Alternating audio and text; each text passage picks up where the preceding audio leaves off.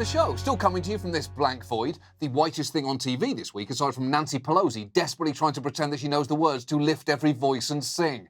It's been a busy week. Juneteenth was declared a federal holiday, the Supreme Court upheld Obamacare for the 400th time, and Joe Biden had a summit with Vladimir Putin, prompting this uplifting moment. Do you think that at this present stage we can talk about a new stage of bilateral relations?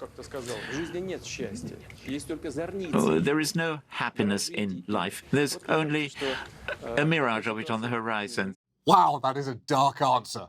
But I can't really say I expected anything less from a man whose very face screams, "I enjoyed the Joker film." Because of course Putin dropped bleak Tolstoy quotes. That's very on brand. It would have been much more shocking if he'd said, "Follow your bliss," or "It's wine o'clock somewhere," or "Navalny, you have the floor." But instead of that, I want to focus on Japan, the country which gave the world karaoke, the best way to learn which of your co-workers is irrationally overconfident in their singing abilities. Love on Top by Beyonce? The fuck do you think you are? Tokyo is set to host the Olympics in just a month. They were originally supposed to take place last summer, but didn't due to, you know. And yet, despite the fact that the pandemic is still very much not over, the games seem to be going ahead. And not everyone in Japan is thrilled about that. Tonight, Tokyo Olympic organizers say the games are a go, with music, medal trays, and uniforms. The possibility of these games going on is 100%.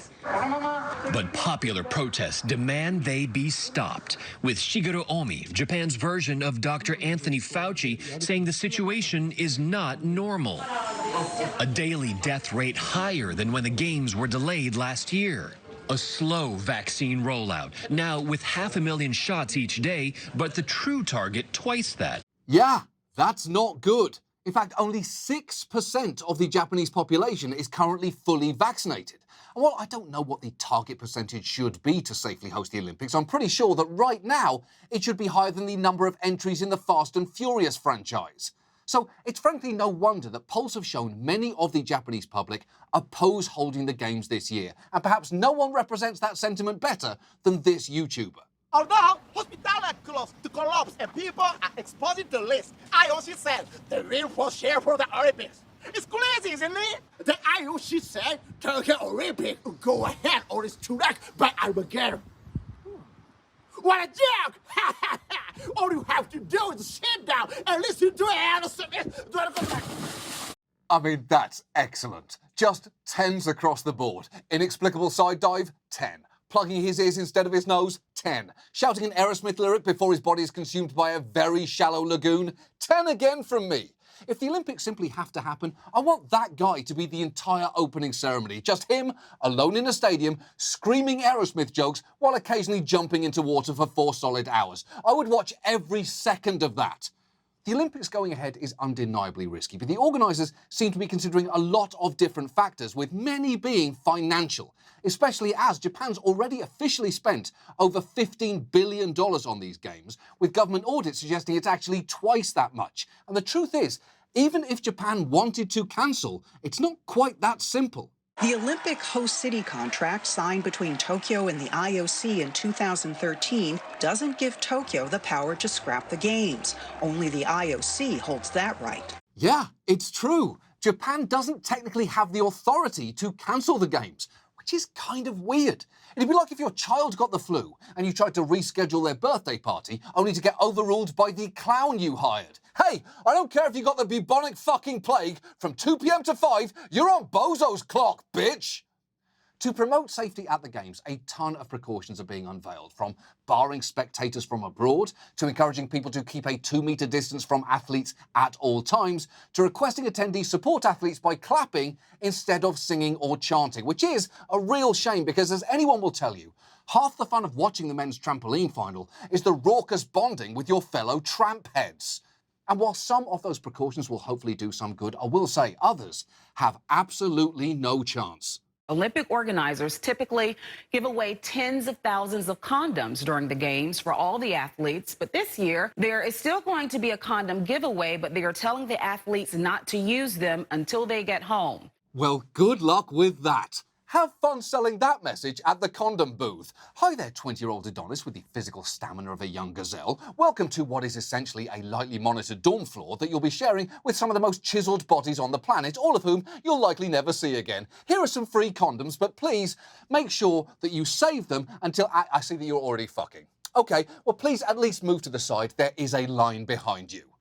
But I guess it is good news that they are still handing them out, especially for Japan's top condom makers, who apparently saw the Olympics as an extremely precious opportunity to let the world know about Japan's high-technology prophylactics. Although I will say, I'm not convinced they needed the Olympics to do that, because Japanese condom ads do a pretty good job selling their product on their own. Take a look at this. 五郎が空き地で見つけたのは伝説のコンドームだった。なんだありゃすげえや。図らずもコンドームバトラーとなった五郎。大変だ、コンドーム狩りだ。2枚重ねで手に入れた最強の持続力。ワイの持続時間は13時間や。なんだと。危ない、逃げるんだ五郎。見て、コンドームが破けているわ。よっしゃー。二度つけ厳禁やで。ギリギリだったぜ。運命に引き寄せられるようにコンドームバトラーへの道を歩み始めた五郎。しかし彼はまだ待ち受けるさらなる困難に気づいていない。五郎。Yes! That was part of an anime web series produced by Japan's leading condom manufacturer Okamoto, in which a condom battler named Goro finds a magical rubber on the ground which turns into a suit of protective armor that he wears while battling a bunch of anime villains. So, you know, just your average educational, contraception-themed, sci-fi action cartoon ad for Japanese cocksocks about an anime war in which the dress code appears to be latex casual, all of which they claim is to be continued, or as that ad says, to be condom. That is so much more fun than sex ed is here in the United States, where it's usually, here's a condom, here's a banana, let's never speak of this again. But the fact is, despite protests, it seems like the Olympics are going ahead. And all of this is a pretty good reminder that hosting the Olympics is just never a good idea for a city. And it's not like Japan needs the Olympics to boost tourism. It's Japan. It's already got Mount Fuji, bamboo forests, and the world's wettest comedian. Who would not want to visit?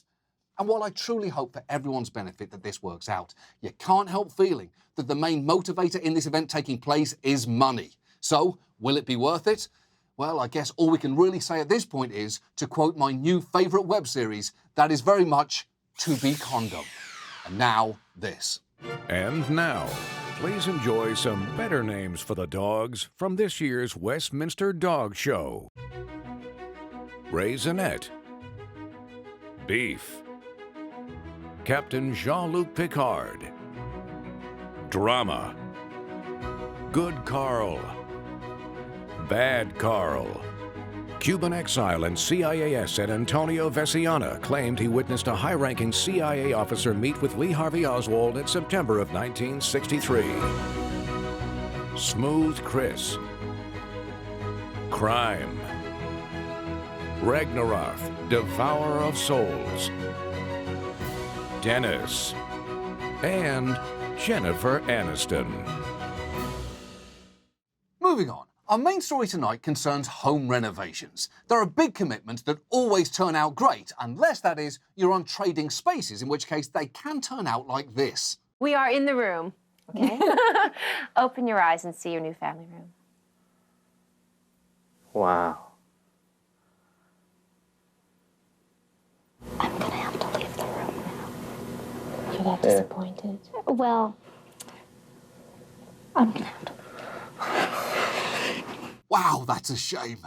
Kudos to Pam there for being gracious enough to step out. She's showing a level of restraint that those designers very much did not. Because why is that fireplace opaque? Who would look at a sexy flickering fire and say, great, but what if it was blurry? Also, that is just too many candlesticks. The whole room is a windowless inferno waiting to happen. It's deranged, it's unsafe, and frankly, Pam deserved better. But specifically, we're going to talk about a way to finance home improvements called PACE. It was originally designed to provide low-income homeowners a way to make their homes more environmentally friendly. And to explain more, here is Netflix's very own Barack Obama. We're making it easier for American homeowners to take advantage of a new program called PACE. Here's how it works. If you make the switch to solar, you can now install solar panels or retrofit your home to make it more energy efficient at no upfront cost, all by paying for them through the future savings on your energy bills. Well, that sounds like a great program for homeowners.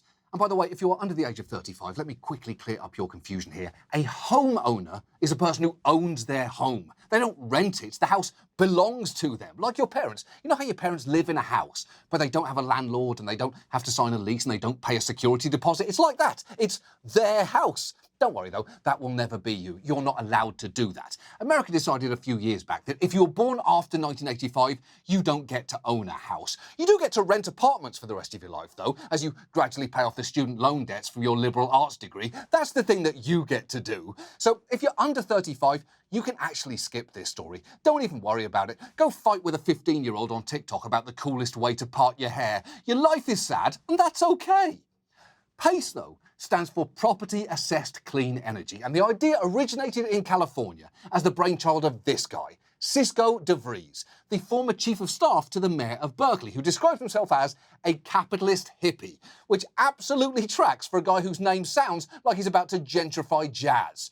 There are actually two PACE programs, one for commercial properties and one for residential ones. And we're going to focus on the second one, where there are huge problems. Because after a trial run in Berkeley, the residential PACE program exploded across California. In just the second half of 2014, lenders issued $148 million in PACE loans, and just a year later, as more counties across the state signed on, that number quadrupled to over $500 million.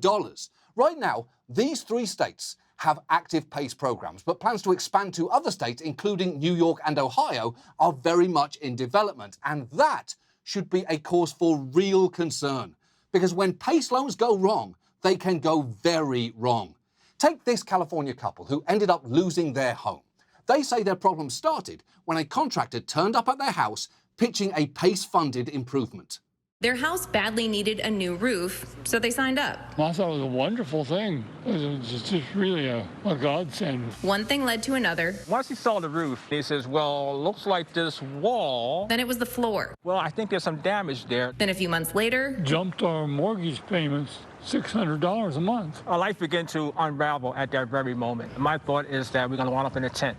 Look, there are some situations where the idea of ending up in a tent is exciting. If you're going camping, for example, or seeing the circus, or walking into the forest to finally abandon society forever and live among the trees. But it shouldn't really be the desired outcome when you're just trying to fix your fucking roof.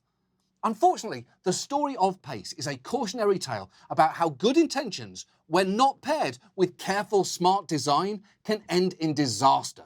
And given that Joe Biden promoted the program as vice president and promised on his campaign website to expand the utilization of PACE, it seemed that tonight it might be a good idea to take a look at it. And let's start with how PACE works, because basically it's money designated for repairs or upgrades to your house. The average PACE loan is about $25,000, and repayment periods usually stretch between 5 and 25 years. But the way you pay it back is both unusual and very complicated.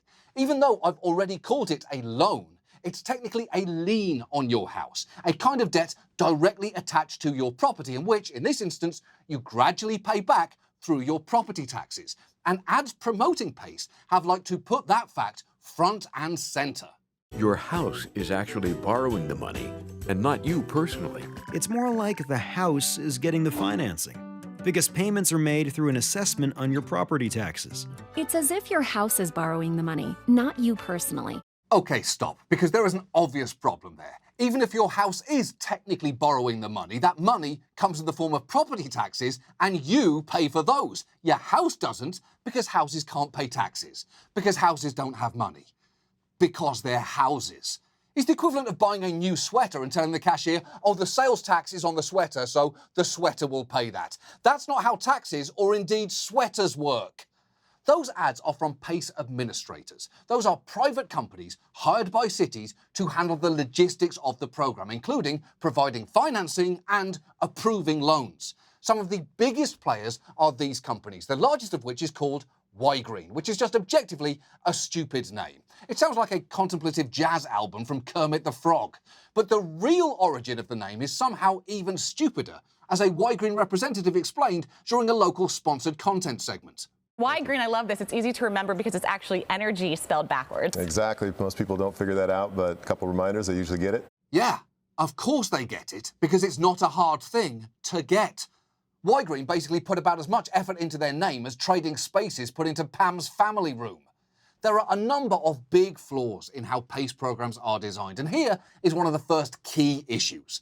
While companies like Y-Green may promote PACE through ads and SponCon segments, the majority of actual sales to customers are done by individual contractors who will be performing the renovations. And think about what that means for a moment.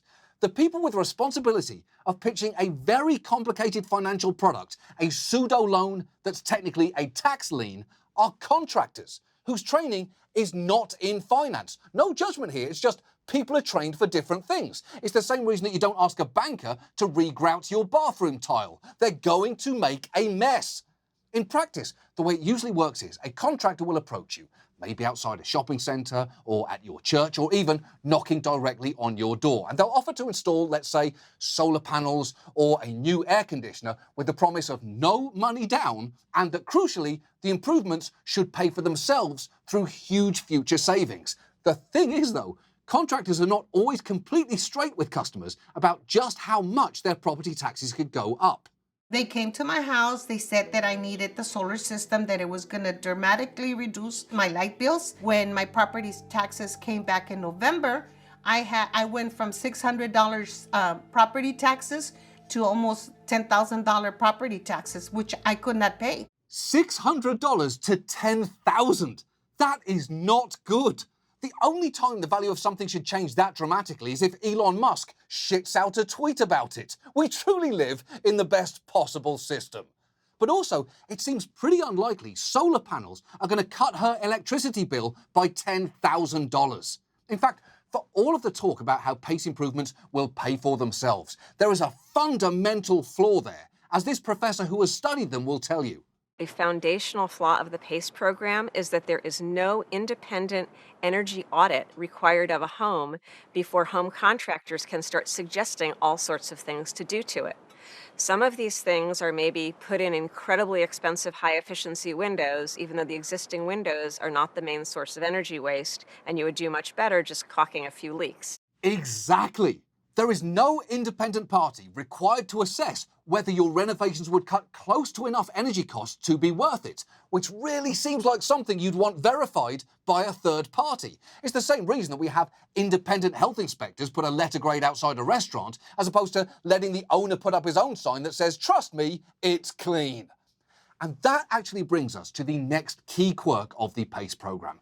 Because if those energy savings don't cover the additional taxes you incur, you could be in big trouble. Remember those ads about how your house pays for the financing, not you? What that means is your house is now the collateral for the debt. So if things go wrong, you could well lose your home and, end up in a tent. And there are far fewer protections to prevent that than you might think. Because this is a tax lien rather than a loan, the financing isn't subject to the same consumer protections that you would get with a standard home loan. So for instance, in Florida, the state doesn't require PACE providers to explain the costs of improvements, check if the people who sign up can actually afford to pay back the money, or if they even understand the terms.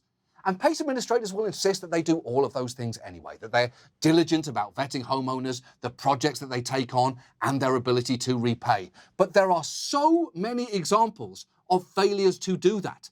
Thanks to PACE, one Missouri homeowner wound up with $25,000 of debt on a home that was appraised by the city at the time at just $8,400. And if at this point you're wondering why on earth people sign up for these loans, it's because they're often presented as a government program, one that, remember, President Obama promoted, which might instill a false sense of security. They did mention a government program, and that's why you hear government, you think this is an awesome deal. And you don't expect what happened to happen. In a hidden camera investigation last May, we caught contractors touting claims of government programs. So because of what you have going on, this government program could actually help you. Oh, that is a government program. Yeah. When we showed up, the sales pitch was over, and they had some parting words. You suck, by the way. Look, I'd say I felt bad for that reporter who was clearly just doing his job and was then met with a man berating him from his compact Toyota. But think of it this way, at least now he knows what it's like to be a woman on the street who doesn't smile back. And if all of this is starting to feel potentially predatory, that's because it often is. And if you know anything about the history of predatory lending, it will not remotely surprise you to learn that an analysis of one of the largest markets for PACE in Florida found that many of those with the highest debt burdens under PACE financing were found to be in majority-minority zones. And it doesn't stop there, because contractors have also been accused of targeting neighborhoods of non-English speakers, senior citizens, and even those with intellectual disabilities, like this man, who, as his lawyer points out, absolutely did not understand what he was signing up for. It's very apparent from speaking with him that he doesn't understand these loans. He doesn't understand the contracts that he entered into. He had kitchen remodeling done, and he doesn't even cook. He gets Meals on Wheels. He doesn't use his kitchen. He's a nice guy. He wants someone to talk to. So he invites them in, he talks to them, and they talk him into, hey, you need these windows replaced. You need your kitchen remodeled. Look, I get that you're on his side, and I do appreciate that, but your client is sitting right there. Someone should, at the very least, have thought to move that interview outside. The number one rule of talking about someone behind their back is that their back should not be anywhere in your immediate vicinity. And companies routinely defend themselves by arguing that they disclose everything clearly and that people simply shouldn't sign these contracts if they can't understand them. But that's a little disingenuous when their whole operation so often emphasizes speed over slow deliberative consideration. These companies' websites brag about their super fast approvals or their speedy approval process, or make claims like get approved for Y-Green financing in 30 minutes or less. And the clear implication there is that you can basically get your money like that. Oh, shit. Oh, for fuck's sake. I'm sorry, George. I snapped my fingers without really thinking. You know I'm busy, right? I do. Actually, what are you up to right now, George? Anything fun? Yeah, fair enough. The point is, though, a common sales tactic here is fast approvals. Contractors often go door to door with a tablet, encouraging people to sign electronically. And in one company's video, a contractor talks openly about just how fast the e-sign process is. I just take the people to the adopt and sign portion of it, have them pick a signature, sign all the remaining pages, and we're done in just a matter of minutes. I was in a house in Rialto. Patio door was open behind me, the rain was pouring, the TV was on loud, 3 dogs barking, 4 kids yelling, and we got through it, and I fell in love with the e-sign program after that. Oh, I bet you did. Although I'm not sure, look how easy it was to get this stressed out homeowner to sign a legally binding document is quite the flex he seems to think it is. There are indeed several things you can do in a matter of minutes while 4 children are screaming and 3 dogs are barking in the background. You can schedule a grocery delivery, or have a tense eye contact only argument with your spouse, or like an Instagram post from an ex announcing they're making music now, then find that ex's music on SoundCloud, then send that ex's new songs to your group thread, then watch as they mercilessly tear Tevis's amateur EDM tracks a new arsehole. All of that can be accomplished under those chaotic circumstances, but signing up for a massive lien on your house from a guy who is in love with his iPad probably shouldn't be. Because this isn't like agreeing to the terms and conditions of an iTunes update. This is like sitting across the table from a banker, potentially signing your house away. The problem is, the incentives just aren't really there for contractors to make sure that the people that they're selling to can actually pay back the loans they're taking on, especially because in the final quirk of this program that makes it so dangerous, the PACE loan isn't just a lien on your house, it's what's called a priority lien, meaning that in the event of a foreclosure, PACE lenders get to collect their money first ahead of the mortgage lender or anyone else. The fact that that's the case enables companies like Y-Green to bundle that debt together and sell it on Wall Street as a very safe investment, because for those investors, it's a near guaranteed return. But for homeowners themselves, it can spell complete disaster. For one thing, it can make it much harder to sell your house because no one wants to buy a house with a lien on it for tens of thousands of dollars for renovations that might have been done a decade ago. If you are house hunting and you find that out, it's like hearing the realtor say, here's the garage/meth lab, or here's the basement where the kidnapped kids were chained up, or here are the popcorn ceilings. It immediately kills any appeal the house ever held. And it's not just homeowners raising the alarm here. That priority lien placement is the primary reason why in 2010, Fannie Mae and Freddie Mac stopped backing mortgages on homes that had PACE loans. And this is yet another potentially devastating consequence to a system with no real accountability baked in.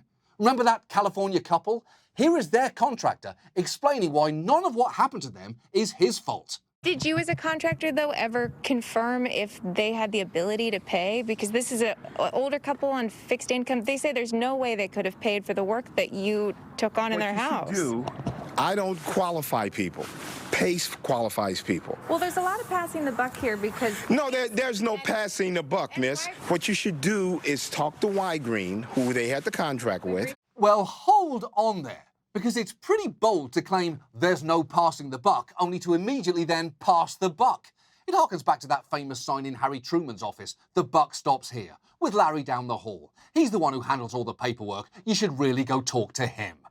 The point is, every player here is perpetuating a cycle of zero accountability. The PACE administrators blame the contractors blame the administrators, and sometimes the finger of blame gets pointed directly at the customers themselves, because here is where, legally, I have to tell you that Y-Green, which is energy backwards, by the way, it's very clever, insists that they have rigorous disclosure practices, exercise robust oversight over contractors, and have never personally foreclosed on a home. They also insist that that couple received all the appropriate financing documents and that they, not Y-Green, selected the contractors to work on their house, sort of implying that it was all their fault, which is pretty hard to take given that Y-Green selects which contractors it allows into its program. If your seafood restaurant sells tainted lobsters, they shouldn't get to shrug it off by saying, well, you picked the one you wanted out of the tank, when they put those lobsters in there in the fucking first place.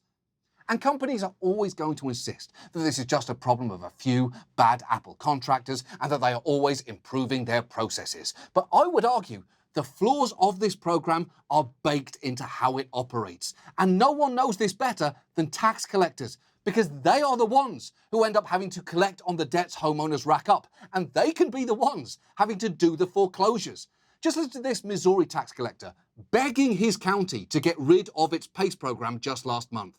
I can tell you what the facts are going to be. The more of these that you have, some percentage of the people will lose their houses. And you can make the consumer protections better and you can make them a little more rigorous. But at the end of the day, some people will have their homes taken from them. I think the bottom line is that there is no circumstance, in my opinion, in which it makes sense to offer the county's power to take your house in return for getting you money to buy a new air conditioner or a solar panel or whatever it may be. Exactly.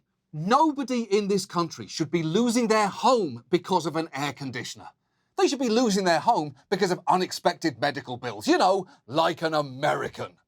And all of this may be about to come to a head if foreclosures begin to rise in the wake of the pandemic. In fact, one Florida tax collector has even warned that PACE will become Florida's next mortgage crisis if we're not careful, which is chilling, because the conditions are prime for a disaster, but it seems like we're not doing anything to stop it. It's like how we inexplicably let Harrison Ford continue to fly planes. We all know what's going to happen. Somebody do something before it's too late.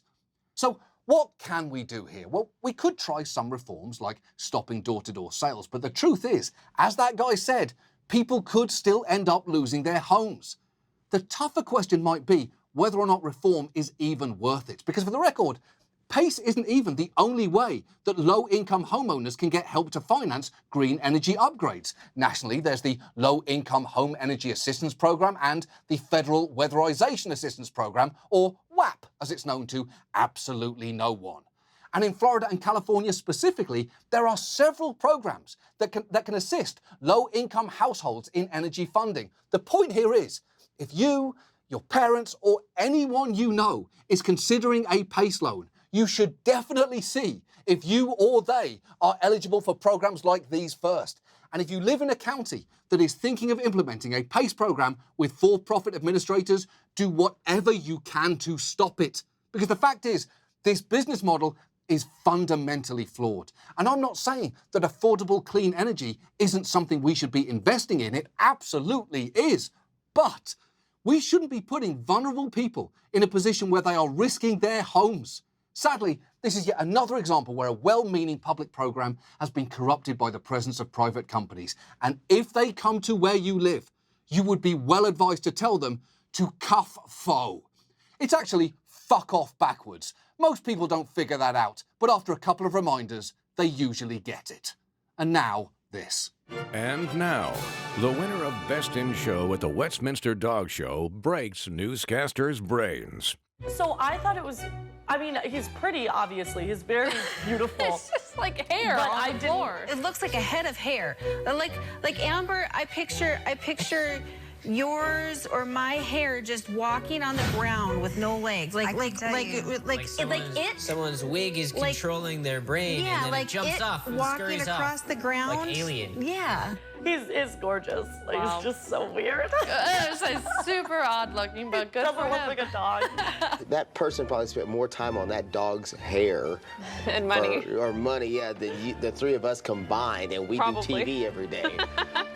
I'm not into that. It's just not cute. That is so ugly. That is such an ugly dog. No offense to anybody who... Well, you can't say that's an ugly dog and then say no offense. You've offended. I don't You've mean it to offended be the dog. offensive. It looks like a walking wig. Yeah, it looks like Cousin It. The very unique look that Wasabi has. And what do you mean? What? What do you mean unique look? Furry. You mean smushed face? I was asking a serious question. Yes. That's our show. Thanks so much for watching. We'll see you next week. Good night.